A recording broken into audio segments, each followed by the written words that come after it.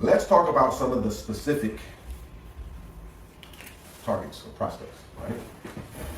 People who would benefit. Because here's the thing, and I like in sales, man, there's a great sales fan. In fact, the Wolf of Wall Street, y'all may have seen that movie, but the guy, the actual person, the Wolf of Wall Street, his name is Jordan Belfort.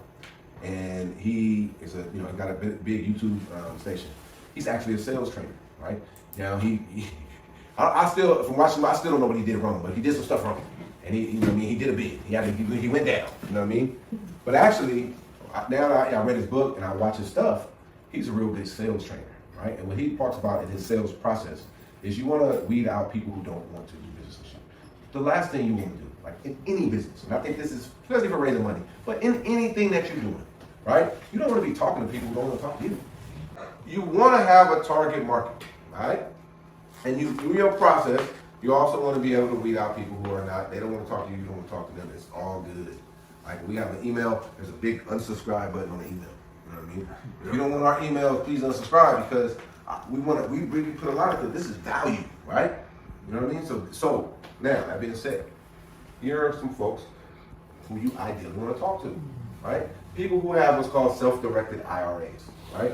That's one thing, Marty, we talked about earlier on. We was talking about, you can, if you have a retirement account, there you go. If you have a retirement account, right? A pension or pool of money that is managed by someone else, right? You can self-direct that, right? You can set that up like a Pensco, like what do we Entrust, Pensco. There's a bunch of other ones that are custodians, and you tell Charles, hey, Charles, I love y'all. I'm gonna need a little bit of that money though, because I'm self-directing that money. That money's gonna go to Pensco. Money goes to Pensco. Now, still an IRA though. So same rule applies. You can't just put money in there and take it out. You take it out, it's a big fat penalty. Yeah. But you get to make the decisions. Whereas it's called self-directed, right? Now you call the shots on where that money's going, right? And that money has to stay invested though for a period of time. So self-directed IRA investors are ideal for group investments because their money, they can't just go take their money out 6 months to a year. Their money needs to be invested until they are whatever they're 65 or 59 and a half, 75 by the time we're gonna get there, you know what I mean?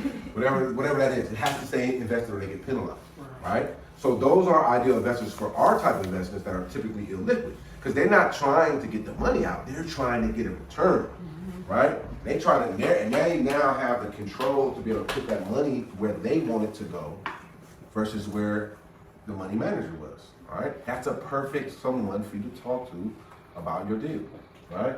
People in 1031 exchanges, right? And I got a whole other, we'll be talking taxes and inflation next month on April 12th, by the way.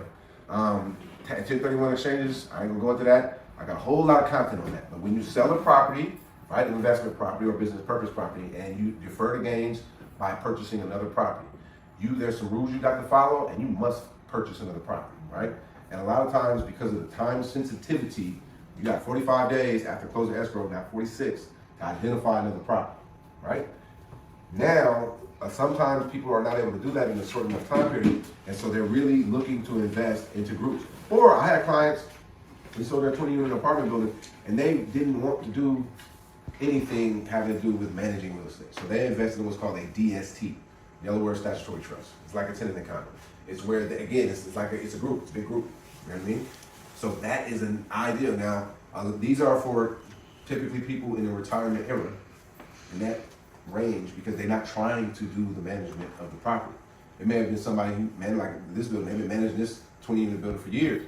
They're trying to go into something that's less management intensive. So if they invest with you in your group, you go and deal with them tenants, we gonna fall back and get our return, right?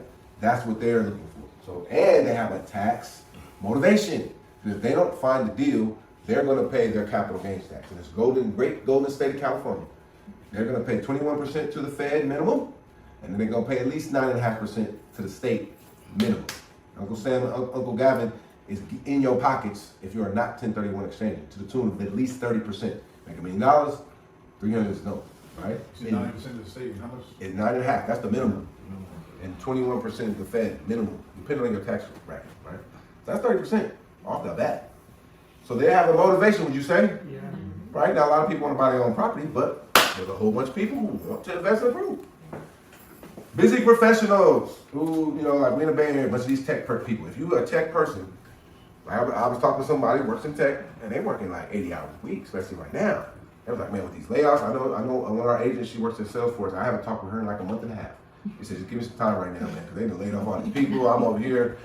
I'm just trying to keep it going right now.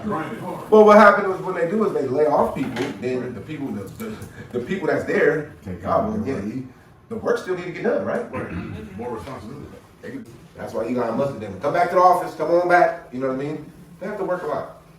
So they don't necessarily got the time to go out and identify deals and manage and deal with tenants and stuff like that. They also, though, are looking for a return, right? So that could be another great, especially in the Bay Area. And not just tech. We got something, the great thing about the Bay Area, y'all, and a lot of people moved out recently. A lot of people attack California, the taxes, the legislation, the rules, they're taking our freedoms. They won't let us go nowhere. The masks, all that they say about California and all this, the economy is so diverse.